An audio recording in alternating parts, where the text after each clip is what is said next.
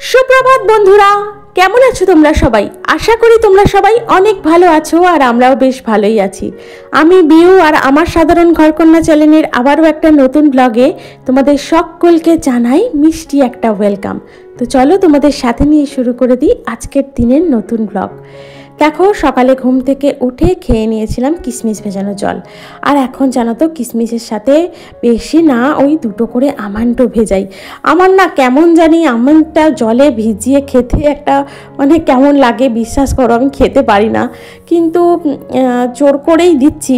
মানে ইচ্ছার বিরুদ্ধে কিছু করা তো উচিত নয়, মানে মাঝে মধ্যে দিই মাঝে মধ্যে দিই না। আমন্ড কিন্তু শরীরের পক্ষে খুবই উপকারী, কিন্তু বিশ্বাস করো আমি জলে ভিজিয়ে একদম খেতে পারি না। ওর থেকে তুমি শুকনো আমন্ড দেবে, আমি খেয়ে নিতে পারবো।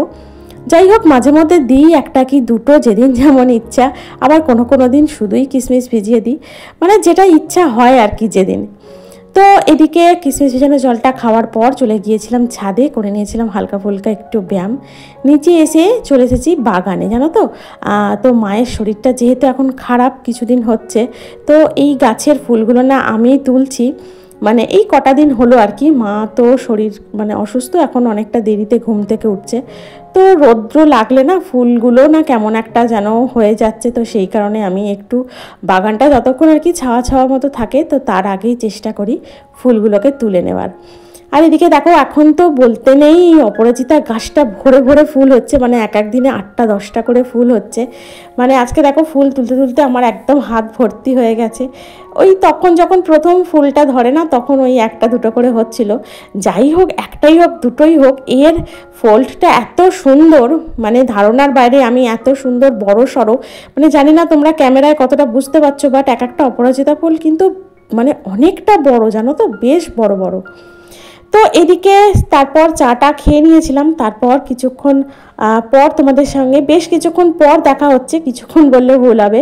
আমার এদিকে নিচের সমস্ত ঘরের কাজ কমপ্লিট হয়ে গিয়েছিল, ঘর ঝাড় দেওয়া, মোছা, দুটো ঘরের বিছানা তোলা, সমস্ত কিছু কমপ্লিট হয়ে গিয়েছিল। তো আজকে স্নানটাও সেরে নিয়েছি তাড়াতাড়ি।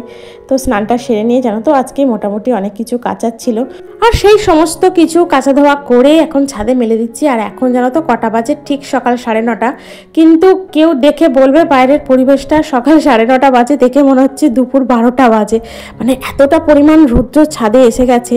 মানে বেশিক্ষণ নয়, ওই 1 থেকে 2 ঘন্টা যাবে না, জামাকাপড় সমস্ত শুকিয়ে যাবে, ওটাকে আবার তুলে নিয়ে চলে আসতে হবে। তো এদিকে দেখো ছাদে জামাকাপড় মেলে দেওয়ার পর এদিকে পুজোটাও সেরে নিচ্ছি। আর পুজো টুজো সেরে নিয়ে তারপর করে নেবো টিফিনটা, তারপর হাত দেবো রান্নার দিকে। আর এখন জানো তো, যেহেতু ওই অপরাজিতা ফুল এতটা পরিমাণে হচ্ছে, তো এই যে আমাদের মহাদেবকে সাজালে, তারপরে আরও অনেক ঠাকুর আছে, তাদের চরণে দিলে না এত ভালো লাগে দেখতে। এমনিই আমার পুজো করার পর ওখান থেকে আর উঠতে ইচ্ছা করে না, বিশ্বাস করো, মনে হয় যেন ঘন্টার পর ঘন্টা না হলেও বেশ কিছুক্ষণ বসে থাকি, কিন্তু বসে থাকলে তো হবে না, এদিকে আবার তাড়া আছে রান্নার। তারপর নিচে এসে করে নিয়েছিলাম একটু আলুর তরকারি, আর ওটা দিয়েই খেয়ে নিয়েছিলাম মুড়ি। তো দেখলেই তো একটু শশা ছিল, একটু কাঁঠালি কলা ছিল, তো এই সমস্ত দিয়ে আজকে টিফিনটা সকলে মিলে সেরে নিয়েছি। তারপর মনের বাপি জানো তো কচি কচি দুটো ডাব নিয়ে এসছে দেখছি। আর কদিন ধরেই প্রায় সকলেরই একটু শরীরের সমস্যা হচ্ছে, তো সেই কারণে আজকে দুটো ডাব নিয়ে এসছে। তো ওই দুটো ডাব আর কি ওই স্নান টান সারার পর হোক বা খাওয়া দাওয়ার পর হোক খেয়ে নিতে হবে। তো এদিকে দেখো রান্নাটাও বসিয়ে দিচ্ছি, এদিকে বসিয়ে দিয়েছিলাম ভাতটা, আর এদিকে দেখলেই ডাল বসিয়ে দিয়েছি। তো এখন ভাতটা একটু ফুটে গেছে, তো ওটাকে নামিয়ে সাইডে রেখে দিয়েছি, তারপর করে নিচ্ছি বাকি সমস্ত রান্নাগুলো। আর এদিকে দেখো আজকে করে নিচ্ছি একটু কপি ভাজা। ওই যে কালকে একটু কপির তরকারি করেছিলাম, আর যেটুকু পড়েছিল ভাবলাম ওটুকু আর ফেলে রেখে লাভ নেই, তো আজকে করে নিচ্ছি একটু কপি ভাজা। আর এদিকে ডালটা সিদ্ধ হয়ে আছে, বাট ওটাকে একটু সাঁতলে নিতে হবে। আর এখন দেখো করে নিচ্ছি আলু পোস্ত। আর জানো তো একদমই খেয়াল ছিল না, ফ্রিজে না 2 কি 3টে ডাঁটা পড়েছিল, জানো তো, একদমই যখন পোস্তর তরকারিটা বসাই একদমই খেয়াল ছিল না যে ডাঁটাগুলো আছে। তারপর মানে রান্না করতে করতে মনে পড়ছে এই রে ফ্রিজে তো 2 না 3টে ডাঁটা ছিল, তো সেটা দিয়ে পোস্ত করে নিলে ভালো হয়। তো তারপর দেখলেই আলুটা আগে ভেজে নিয়েছিলাম, তো সেটাকে একটা সাইডে তুলে রেখে আবার একটু ডাঁটাটাকে ভেজে নিলাম। কী বলো তো, কাঁচা ডাঁটা যদি আমি ওর মধ্যে দিয়ে দিতাম না, তাহলে না পোস্তর স্বাদ তো আসতোই না, আর ডাঁটা থেকেও কেমন একটা কাঁচা কাঁচা গন্ধ মানে কি বিরত তরকারিটা দিয়ে। তো সেই কারণে ডাঁটাটাকে একটু ভালোভাবে ভেজে নিয়েছিলাম, ওই আলুগুলো না একটা পাত্রে তুলে রেখেছিলাম আলাদা করে। তো তারপর একটু দিয়ে দিয়েছিলাম টমেটো আর একটু লঙ্কা আর সামান্য হলুদ। জানো তো পোস্ত না বেশি হলুদ ভালো লাগে না, বেশি হলুদ পড়ে গেলেই দেখবে পোস্ততে কেমন একটা হলুদের গন্ধ মানে আর কি বেরোয়। তো সেই কারণে আমি পোস্ত তরকারিতে একদম হলুদ দিই না বললে ভুল হবে, মানে খুবই সামান্য দিই। আর যদি পনির টনির দিয়ে করি তাহলে হয়তো হলুদ কোনো সময় দিই, আবার কোনো সময় দিইও না। সেক্ষেত্রে না সাদা তেলটা ব্যবহার করি। সাদা তেলটা ব্যবহার করলে পুরো রান্নাটাই কিন্তু সাদা সাদা মতো হয়। আর যদি সরষের তেলে করো তাহলে কেমন একটা ইয়েলিস্ট ভাব চলে আসে, আমি এটা খেয়াল করে দেখেছি। আর এদিকে দেখো আমার পোস্তর তরকারিটাও কিন্তু কমপ্লিট হয়ে গেছে, এবার এটাকে নামিয়ে নিয়েছি। আর কি করব ভাবছিলাম, তারপর ভাবলাম যে একটু পাঁপড় ভাজা করলে কেমন হয়। ডাল, পাঁপড় ভাজা, পোস্তর তরকারি আর কালকের একটু টমেটো চাটনি ছিল, তো সেটাকে একটু গরম করে নেব। আর ওদিকে দেখলেই ডালটা সিদ্ধ করা ছিল, এখন একটু সাঁতলে নিলাম। আর মনের বাপি প্রতিদিন সকাল 11টা থেকে 11:30টার মধ্যে যে কোনো একটা ফল খায়, মানে ওর ডায়েট চার্টে আছে যেটা। তো আজকে একটু পাকা পেঁপে ছিল ঘরে, তো সেটাকেই কেটে দিয়েছিলাম ওকে। সকাল থেকে উঠে না জানো তো একটাই চিন্তা হয়, যেহেতু আজকে শনিবার, আজকে নিরামিষ, কালো শুক্রবার ছিল তো কালো নিরামিষ হয়েছে। তো নিরামিষের দিনটা একরকম, বাট অন্যান্য দিনেও না সকালে উঠে চিন্তা করতে হয় যে আজকে দুপুরে রান্না কি হবে, মানে টিফিনটা কি হবে, রাতে কি হবে। আমাদের সত্যি গৃহিণীদের একটাই চাপ, সকালে ঘুম থেকে উঠলেই এটাই মাথায় আসে প্রথমে, যে আজকে কি রান্না করব, বা আজকে কোন রান্নাটা করলে ওদের আর কি সবাইয়ের ভালো লাগবে, সবাই মোট কথা ভাত বলো রুটি বলো সেটাকে ভালো করে খেয়ে নেবে।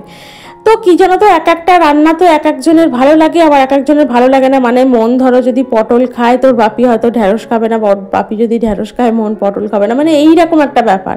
মানে একটা সবজি যে সকলে খায় তেমন কিন্তু নয়। আমার মনে হয় কম বেশি প্রত্যেকটা পরিবারেই সমস্যা এটা, মানে এক একজন সদস্য এক এক রকম খাবার খেতে পছন্দ করেন। আর সেই কারণে জানো তো মাঝে মধ্যে না বেশ একাধিক পদ হয়ে যায় রান্না করতে করতে, মানে টুকটুক করে এর জন্য এটা করলাম, ওর জন্য ওটা করলাম, এরকম করতে করতে না বেশ দেখবো টুকটুক করে অনেকটা রান্না, মানে অনেকটা বলতে পরিমাণে অল্প হলেও, যেহেতু আমাদের 4 জনের আর কি সংসার, তো 4 জনের সংসারে মোটামুটি তরকারিপাতি খুব একটা বেশি মনের বাপি খায় না।